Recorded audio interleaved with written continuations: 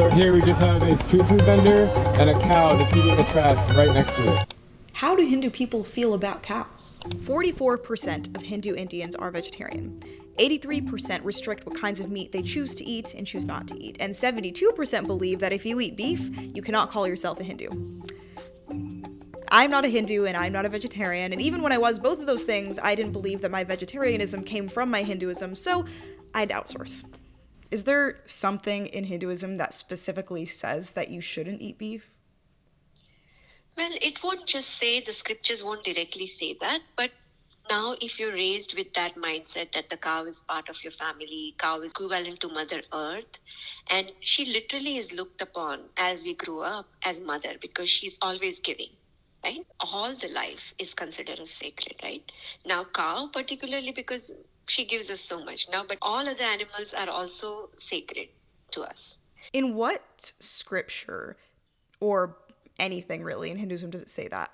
In general, when you see all our, especially Lord Krishna, right? Mm-hmm. And he's shown with the cows and he's a cowherd. That's one reference that is commonly given.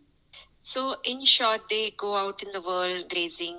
From their experiences, they learn and churn out and give everything useful. And so should be our life, is we go out in the outer world and we get engaged with everything, all our experiences, learn lessons from them, and then churn out the essence of those experiences and find or make yourself useful and go out in the world and serve.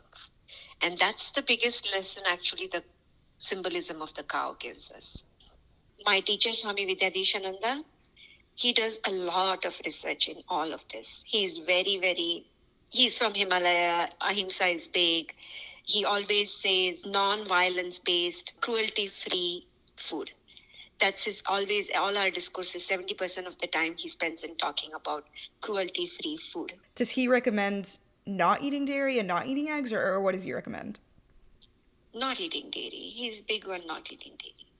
And is that because of the cruelty, or, what's the reason? Yes, it's because he always says cruelty-free food. So I'm assuming it's because of the cruelty. Now, the traditional ties that we just talked about, where the sanctity of the cow comes from, connected to Hinduism, they did not just stay in ancient times. That has maintained itself and persisted through today's day and age, and unfortunately through the Hindu nationalist movement. As Hindu nationalism has arisen and continued to rise in India, seemingly so have the number of hate crimes against those who consume beef, especially those not of a Hindu descent, in India. In 2015, a man in Uttar Pradesh was lynched by a mob because there were rumors that he and his family had been consuming and storing beef in their home. Just 2 weeks later, when President Modi finally decided to address this attack and murder, members of his party, the BJP party, decided to attack a person because he was throwing a beef party.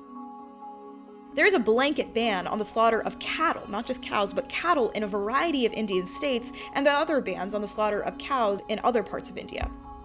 It's pretty clear that the consumption of beef is socially unacceptable in most parts of India, and the slaughtering of cows is not just socially unacceptable, it's illegal.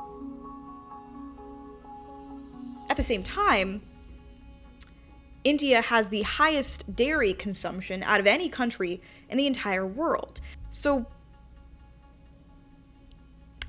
why is a country that so readily decries the consumption of the flesh of a cow simultaneously so okay with consuming the byproduct of that same animal?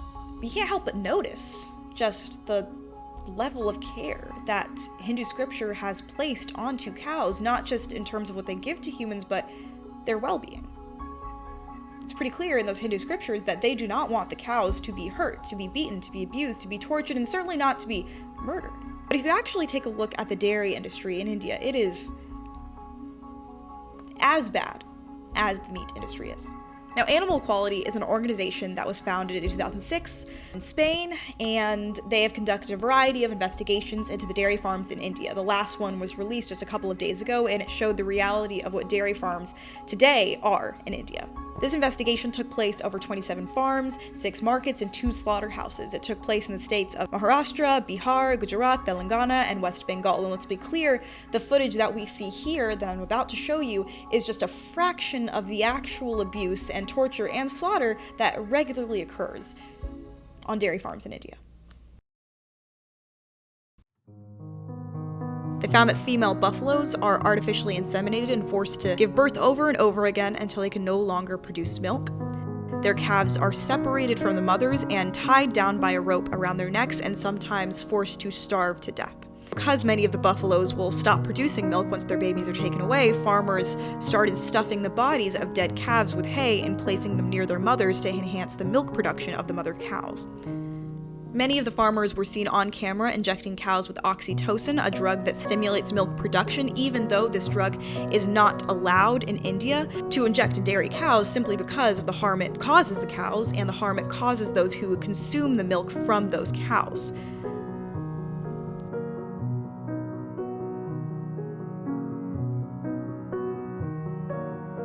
At the markets, cows, buffaloes, and unwanted calves were sold for slaughter, and when they wouldn't cooperate, farmers would regularly beat them with wooden sticks, pour water down their noses to simulate drowning, and shove them so that they would move.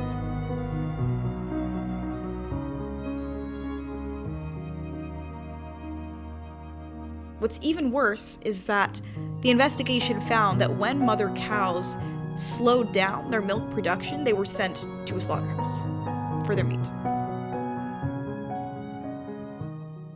That's what dairy is in India. Ideally, dairy is not inhumane. Ideally, dairy can be produced in a way that protects the cows. People I've talked to that have lived in India have told me that when they grew up, they had a cow that belonged to the family, and the cow would produce milk, they would get the milk, the calf would drink the milk themselves, and that'd be it.